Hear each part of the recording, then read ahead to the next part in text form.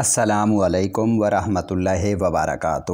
بسم اللہ الرحمن الرحیم۔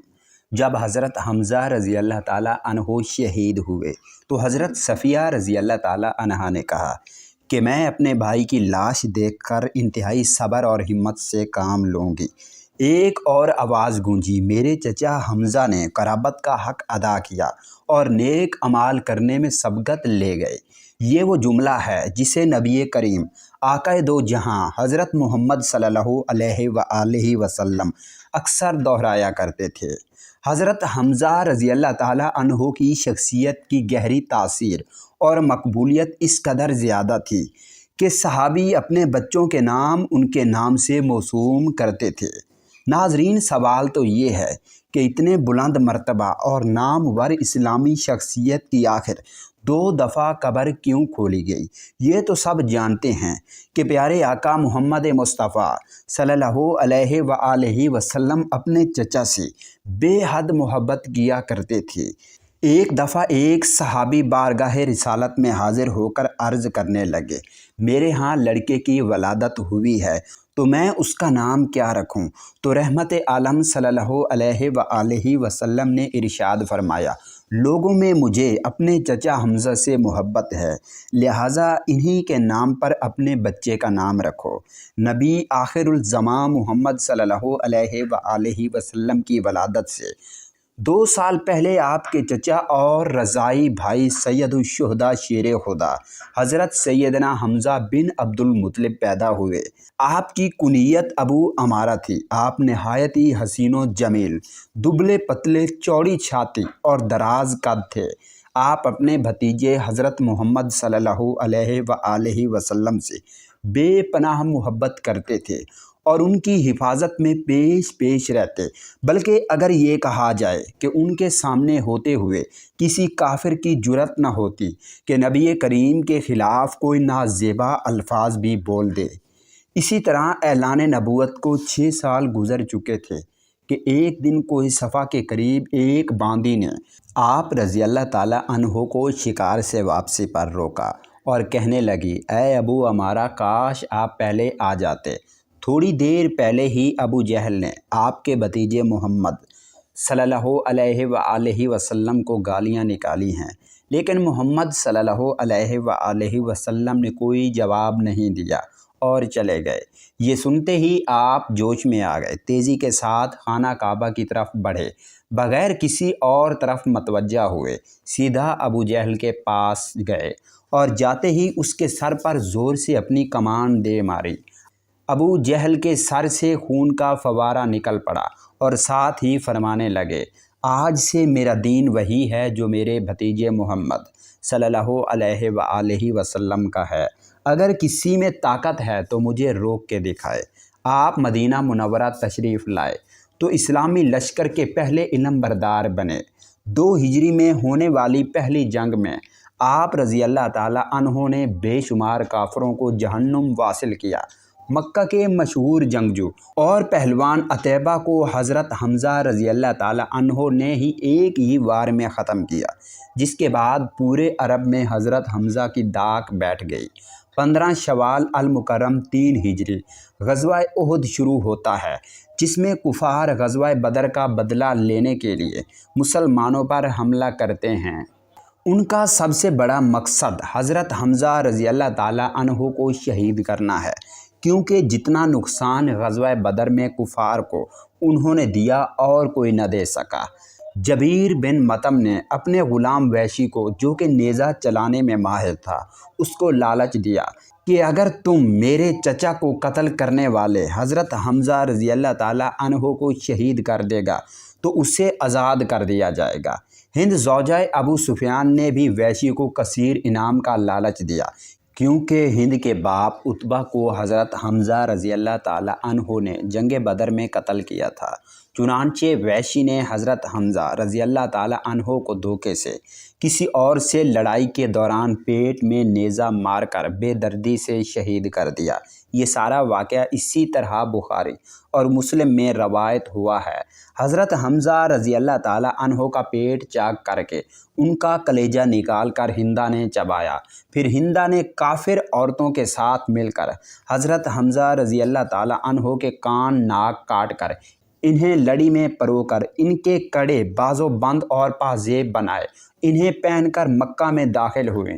جب نبی کریم صلی اللہ علیہ وآلہ وسلم نے حضرت حمزہ رضی اللہ تعالیٰ عنہ کے جسم کو دیکھا تو آپ صلی اللہ علیہ وآلہ وسلم رونے لگے۔ آپ کے کٹے ہوئے جسم کو دیکھ کر شدت غم سے آپ صلی اللہ علیہ وآلہ وسلم کی آواز بلند ہوئی اور فرمایا، حمزہ سید الشہداء ہیں۔ مسلمانوں ذرا ایک دفعہ اس منظر کو سامنے لائیں کہ جب حضرت حمزہ رضی اللہ تعالیٰ عنہ کی بہن حضرت صفیہ رضی اللہ تعالیٰ عنہا کو پتہ چلا کہ ان کے بھائی شہید ہو گئے، وہ ان کو دیکھنے کے لیے آئیں تو حضور اکرم صلی اللہ علیہ وآلہ وسلم نے ان کو اپنے بھائی کا کٹا ہوا جسم دیکھنے نہ دیا۔ خیر حضرت صفیہ رضی اللہ تعالیٰ عنہا کی لائی گئی چادر میں حضرت حمزہ رضی اللہ تعالیٰ عنہ کو کفن دیا گیا۔ چادر اس قدر چھوٹی تھی کہ سر ڈھانپتے تھے تو پاؤں ننگے ہو جاتے تھے، اور اگر پاؤں ڈھانپے جاتے تو سر ننگا ہو جاتا تھا۔ اللہ اکبر! حضور صلی اللہ علیہ وآلہ وسلم فرمانے لگے کہ سر کو ڈھانپ دیا جائے تو پاؤں پر گھاس ڈال دی جائے۔ حضرت حمزہ رضی اللہ تعالیٰ عنہ کی قبر کشائی کی پہلی روایت حضرت جابر رضی اللہ تعالیٰ عنہ نے بیان کی، جسے امام مسلم اور بخاری نے بہت ہی روایت کیا ہے۔ حضرت جابر فرماتے ہیں، جنگ احد کے 46 سال بعد معاویہ بن ابو سفیان کے دور حکومت میں انہوں نے ایک نہر احد کے مقام پر نکالنے کا حکم صادر کیا۔ جب اس نہر کا کام شروع ہوا تو منادی نے مدینہ میں یوں صدا لگائی، جن لوگوں کے شہید رشتہ دار احد میں دفن ہیں قبر کشائی کر کے اپنے اپنے شہید کے جسد کسی دوسری جگہ منتقل کر لیں تاکہ وہ پانی سے محفوظ رہ سکیں۔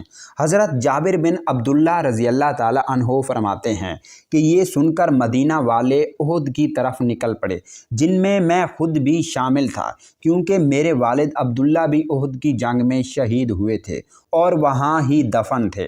میرے والد عبداللہ اور عمرو بن جموع ایک ہی قبر میں دفن تھے۔ شہادت کے وقت عمرو بن جموع کی پیشانی زخمی تھی اور میرے والد نے عمرو کی پیشانی پر ہاتھ رکھا ہوا تھا اور اسی حالت میں دونوں شہید ہوئے۔ اس لیے جب صحابہ ان کا ہاتھ ہٹاتے تو پیشانی سے خون نکلنے لگتا، جس کی وجہ سے رسول صلی اللہ علیہ وآلہ وسلم کے حکم کے مطابق ان دونوں کو اسی حالت میں ایک ہی قبر میں دفن کیا گیا۔ حضرت جابر بن عبداللہ فرماتے ہیں کہ جب حکومتی سپاہیوں نے میری موجودگی میں میرے والد عبداللہ اور عمر کی قبر کھولی تو جیسے ہی عمر کی پیشانی سے میرے والد کا ہاتھ ہٹاتے تو تازہ خون کے فوارے نکلنا شروع ہو جاتے۔ یہ معاملہ دیکھ کر انہوں نے یہ قبر بند کر دی۔ اس کے بعد سپاہی حضرت حمزہ رضی اللہ تعالیٰ عنہ کی قبر کی طرف بڑھے اور قبر کھودتے ہوئے حضرت حمزہ کے پاؤں پر کدال لگی تو ان کے پاؤں سے تازہ خون نکلنے لگا۔ حضرت جابر روایت فرماتے ہیں کہ میں اس بات کا عینی شاہد ہوں کہ تمام شہداء کے جسم تر و تازہ تھے اور حضرت حمزہ تو ایسے لگ رہے تھے جیسے سو رہے ہوں۔ جب سپاہیوں نے شہداء کا یہ عالم دیکھا تو مزید قبر کشائیوں کو روک دیا اور پہلے دوبارہ سبھی کو اسی حالت میں دفن کر دیا جیسے پہلے تھے۔ حضرت حمزہ رضی اللہ تعالیٰ عنہ کی دوسری دفعہ قبر کشائی ترک سلطان عبد الحمید ثانی کے دور میں انہوں نے 1904 میں کروائی، جب انہیں خواب میں یہ اشارہ ہوا کہ حضرت حمزہ کے جسد مبارک پر پانی موجود ہے۔ انہوں نے قبر کھدا کر اس کے ارد گرد 50 فٹ گہری تک سیسہ پلائی دیواریں بنا دی۔ اللہ تعالیٰ دین کی مکمل سمجھ نصیب فرمائے اور ہمارا خاتمہ دین پر فرمائے، آمین۔ السلام علیکم ورحمۃ اللہ وبرکاتہ۔ بسم اللہ الرحمن الرحیم۔ جب حضرت حمزہ رضی اللہ تعالیٰ عنہ شہید ہوئے تو حضرت صفیہ رضی اللہ تعالیٰ عنہا نے کہا کہ میں اپنے بھائی کی لاش دیکھ کر انتہائی صبر اور ہمت سے کام لوں گی۔ ایک اور آواز گونجی، میرے چچا حمزہ نے قرابت کا حق ادا کیا اور نیک اعمال کرنے میں سبقت لے گئے۔ یہ وہ جملہ ہے جسے نبی کریم آقا دو جہاں حضرت محمد صلی اللہ علیہ وآلہ وسلم اکثر دہرایا کرتے تھے۔ حضرت حمزہ رضی اللہ تعالیٰ عنہ کی شخصیت کی گہری تاثیر اور مقبولیت اس قدر زیادہ تھی کہ صحابی اپنے بچوں کے نام ان کے نام سے موسوم کرتے تھے۔ ناظرین، سوال تو یہ ہے کہ اتنے بلند مرتبہ اور نامور اسلامی شخصیت کی آخر 2 دفعہ قبر کیوں کھولی گئی؟ یہ تو سب جانتے ہیں کہ پیارے آقا محمد مصطفیٰ صلی اللہ علیہ وآلہ وسلم اپنے چچا سے بے حد محبت کیا کرتے تھے۔ ایک دفعہ ایک صحابی بارگاہ رسالت میں حاضر ہو کر عرض کرنے لگے، میرے ہاں لڑکے کی ولادت ہوئی ہے تو میں اس کا نام کیا رکھوں؟ تو رحمت عالم صلی اللہ علیہ وآلہ وسلم نے ارشاد فرمایا، لوگوں میں مجھے اپنے چچا حمزہ سے محبت ہے، لہٰذا انہی کے نام پر اپنے بچے کا نام رکھو۔ نبی آخر الزماں محمد صلی اللہ علیہ وآلہ وسلم کی ولادت سے 2 سال پہلے آپ کے چچا اور رضائی بھائی سید الشہداء شیر خدا حضرت سیدنا حمزہ بن عبد المطلب پیدا ہوئے۔ آپ کی کنیت ابو عمارہ تھی۔ آپ نہایت ہی حسین و جمیل، دبلے پتلے، چوڑی چھاتی اور دراز قد تھے۔ آپ اپنے بھتیجے حضرت محمد صلی اللہ علیہ وآلہ وسلم سے بے پناہ محبت کرتے تھے اور ان کی حفاظت میں پیش رہتے، بلکہ اگر یہ کہا جائے کہ ان کے سامنے ہوتے ہوئے کسی کافر کی جرأت نہ ہوتی کہ نبی کریم کے خلاف کوئی نازیبا الفاظ بھی بول دے۔ اسی طرح اعلان نبوت کو 6 سال گزر چکے تھے کہ ایک دن کوہ صفا کے قریب ایک باندی نے آپ رضی اللہ تعالیٰ عنہ کو شکار سے واپسی پر روکا اور کہنے لگی، اے ابو عمارہ، کاش آپ پہلے آ جاتے۔ تھوڑی دیر پہلے ہی ابو جہل نے آپ کے بھتیجے محمد صلی اللہ علیہ وآلہ وسلم کو گالیاں نکالی ہیں، لیکن محمد صلی اللہ علیہ وآلہ وسلم نے کوئی جواب نہیں دیا اور چلے گئے۔ یہ سنتے ہی آپ جوش میں آ گئے، تیزی کے ساتھ خانہ کعبہ کی طرف بڑھے، بغیر کسی اور طرف متوجہ ہوئے سیدھا ابو جہل کے پاس گئے اور جاتے ہی اس کے سر پر زور سے اپنی کمان دے ماری۔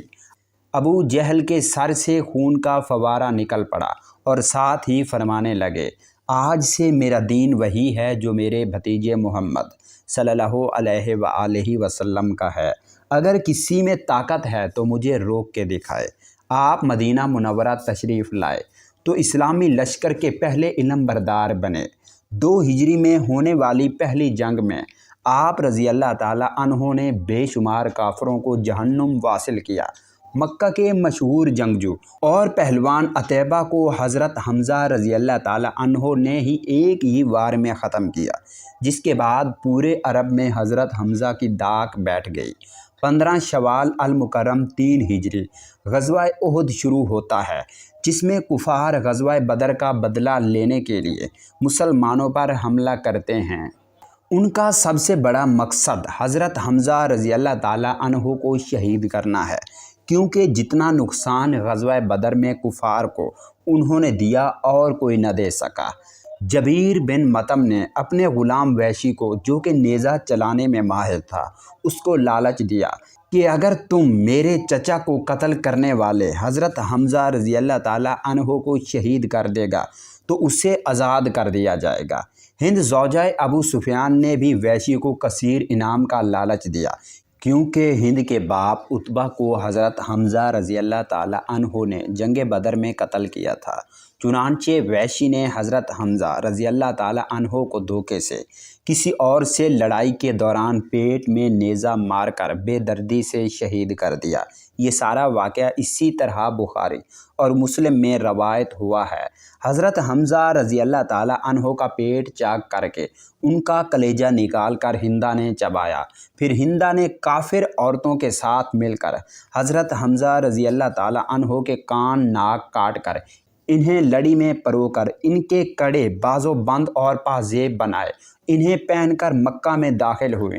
जब नबी करीम सल्लल्लाहु अलैहि वसल्लम ने हज़रत हमज़ा रज़ी अल्लाह ताला अन्हो के जिस्म को देखा तो आप सल्लल्लाहु अलैहि वसल्लम रोने लगे।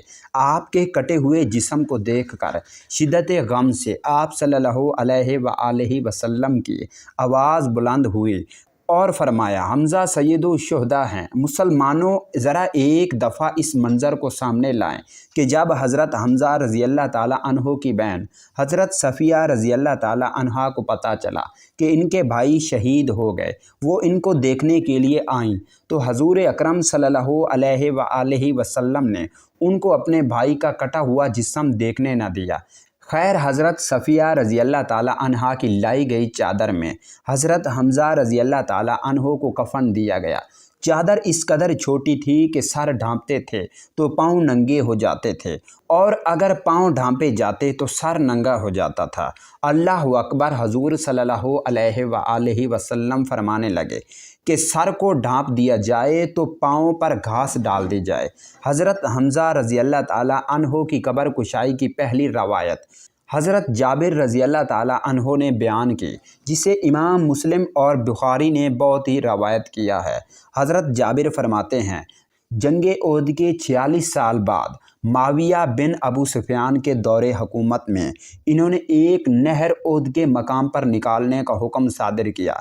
जब उस नहर का काम शुरू हुआ तो मनादी ने मदीना में यूं सदा लगाई, जिन लोगों के शहीद रिश्तेदार ओहद में दफन हैं, कब्र कुशाई करके अपने अपने शहीद के जस्द किसी दूसरी जगह मुंतकिल कर लें ताकि वो पानी से महफूज रह सकें।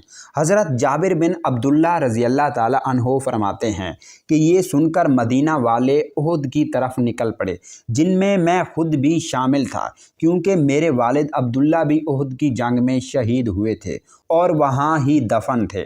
मेरे वालिद अब्दुल्ला और उमरू बिन जमू एक ही कब्र में दफन थे।